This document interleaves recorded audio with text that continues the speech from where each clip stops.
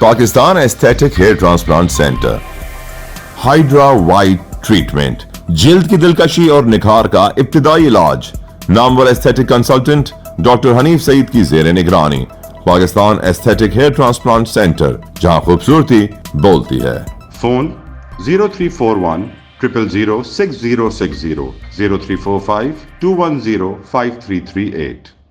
السلام علیکم، live digital news میں خوش آمدید۔ آپ نے اب تک ہمارے چینل کو سبسکرائب نہیں کیا ہے تو صحت کی خبروں سے باخبر رہنے کے لیے سبسکرائب اور بیل آئیکن کو پریس کر کے لائک بھی ضرور کر دیں۔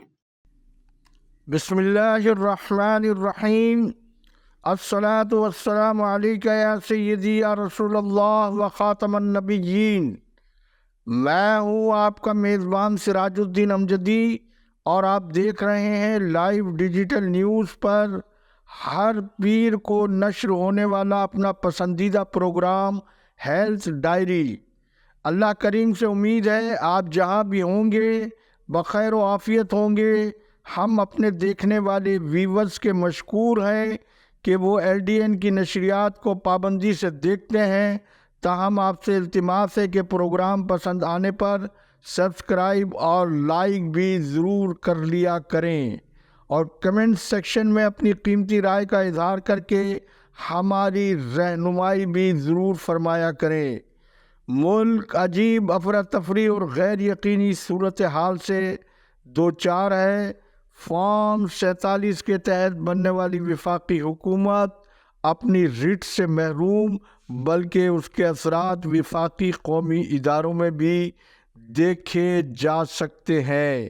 محکمہ صحت کا اہم، حساس اور بنیادی شعبہ Pakistan nursing and midwifery council مکمل طور پر لاقانونیت کے دلدل میں ہی نہیں پھنسا ہوا ہے، بلکہ محکمے کے کرپٹ ترین جونیئر ملازمین جو یاسمین آزاد جیسی مہارانی، جمشید خٹک، آصف خٹک اور بعض ریٹائرڈ لوگوں کے پشت پناہی کے ذریعے مذکورہ ٹولے نے اس آئینی ادارے کو یرغمال بنا کر رکھا ہوا ہے، جس کا ناقابل تردید ثبوت گزشتہ دنوں قائمہ کمیٹی برائے صحت میں عملی طور پر دیکھنے میں آیا، جب گلگت بلتستان کی حکومت کی جانب سے نامزد کردہ کونسل کی چیئرمین سرتاج بی بی کے بجائے فرزانہ ذوالفقار، جن کا تعلق کراچی سے اور حال ہی میں کینیڈا سے واپس پلٹی ہوئی بتائی جاتی ہیں، وہ کونسل کی خلاف قانون چیئر پرسن کے طور پر نمودار ہوئی، تو قائمہ کمیٹی کے معزز منتخب ارکان نے سخت اعتراض کیا، بلکہ ان کی قانونی حیثیت پر سوالات اٹھا دیے، تو قائمہ کمیٹی کے ڈاکٹر ہمایوں محمد نے مداخلت کرتے ہوئے کہا کہ محترمہ کونسل میں فارم 47 کے پیداوار کے طور پر نظر آ رہی ہیں۔ جب ہم فارم 47 کی وفاقی حکومت اور ان کے ارکان کو برداشت کر رہے ہیں تو انہیں بھی برداشت کر لینا چاہیے، اور کم از کم انہیں سننا تو ضرور چاہیے۔ جس کے بعد ماحول ٹھنڈا ہوا، لیکن کینیڈا کی کرنسی کے ذریعے آنے والی فرزانہ ذوالفقار قائمہ کمیٹی کے معزز منتخب ارکان کو محکمے کی بریفنگ دینے کے بجائے انہوں نے اپنی لا علمی کا ملبہ نرسوں پر گرا کر اپنی جان چھڑائی۔ اسی دوران یہ بھی انکشاف ہوا کہ گلگت بلتستان میں فرزانہ ذوالفقار اپنے ایک نجی نرسنگ اسکول کی مالکہ بھی ہے۔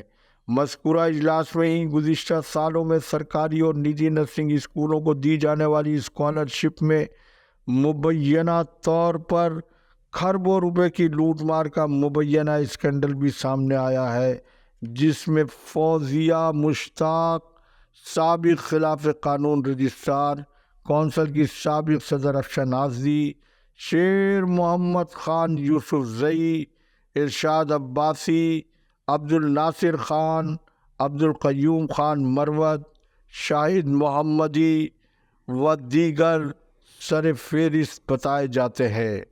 ان میں سے چند شخصیات حکومت سندھ کی سرکاری ملازمت کے ساتھ کھلا طور پر نجی نرسنگ اسکولوں کے بزنس کس قانون کے تحت کر رہے ہیں، یہ وفاقی اور حکومت سندھ کے لیے بہت بڑا سوالیہ نشان ہے، جبکہ سرکاری ملازمین کی اس فہرست میں یہ بہت زیادہ طویل بتائی جاتی ہے، اور جو سرکاری ملازمت کے دوران اربوں روپے کا کاروبار کر رہے ہیں اور حکومت سمیت متعلقہ ادارے قانون کے مطابق نرسنگ کی اعلیٰ تعلیم و تربیت کے ساتھ ہونے والے اس کھلواڑ کو پکڑنے اور روکنے میں دور دور تک ناکام نظر آتے ہیں۔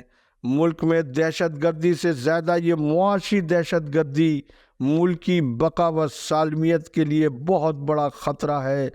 قوم معاشی طور پر کنگال ہو چکی اس معاشی دہشت گردی میں مافیا نہیں، سرکاری ملازم بھی سر فہرست شامل ہیں۔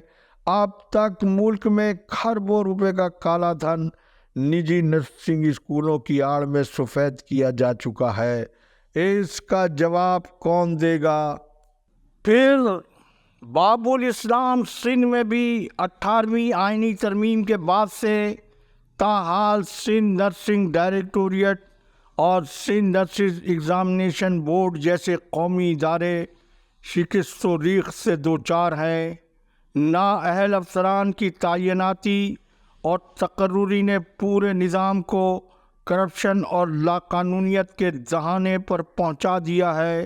موجودہ سیکریٹریٹ سندھ نے جہاں ڈرگ ایڈمنسٹریشن سندھ اور کراچی کو قانون کے دائرے میں لانے کی اچھی کوشش اور اقدام کیا ہے، ضرورت اس امر کی ہے کہ نرسنگ کے ڈوبتے نظام کو ہنگامی طور پر ریسکیو کیا جائے، اور جو نجی نرسنگ اسکولوں کے خلاف قانون کاروبار میں ملوث نرسنگ کے نظام کے بھی والی وارث بن کر ذاتی مفادات کی تکمیل کر رہے ہیں، ان افسران کو فوری باہر نکالنے کے ساتھ سرکاری ملازمت اور اسی محکمے میں کاروبار کرنے پر قانون کے مطابق کارروائی جنگی بنیادوں پر عمل میں لائی جائے۔